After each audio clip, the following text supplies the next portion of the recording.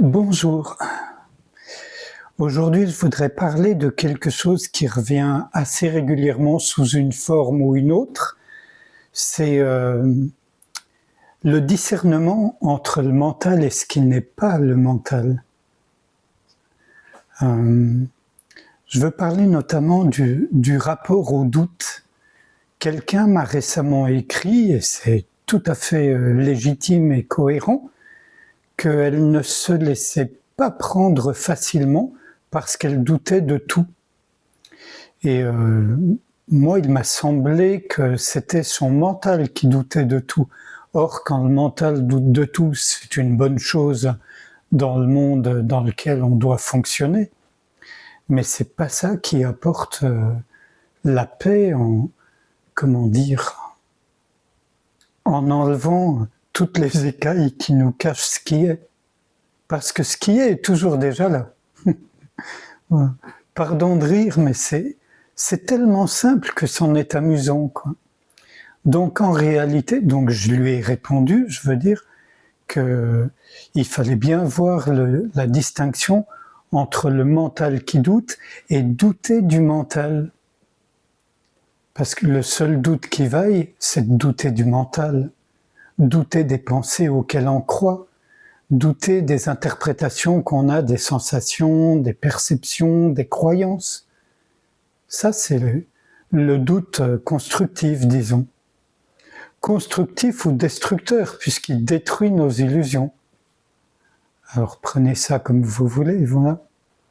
Et donc, si vous voyez que votre mental s'acharne à douter de tout, à tout mettre en question, et qu'en fait, ça part de préjugés que vous entretenez, il faut simplement voir que ce sont des préjugés et juste être ouverture, juste être à l'écoute, reconnaître que vous ne savez pas.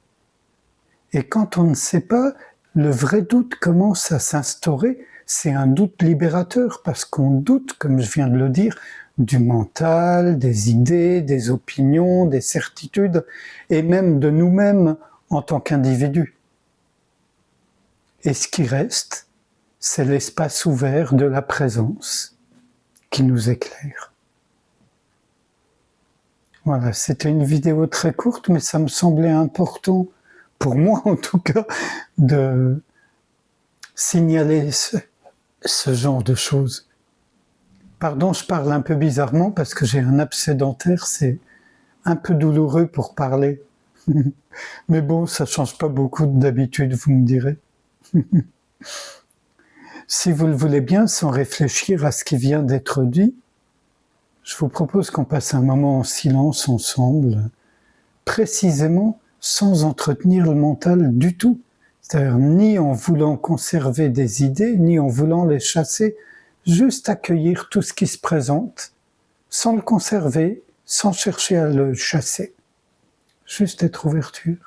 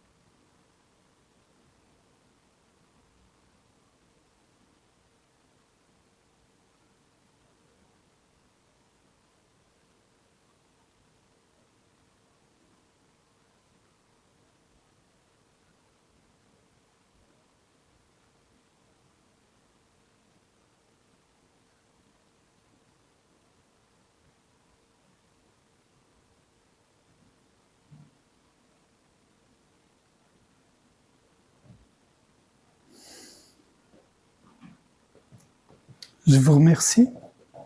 À bientôt.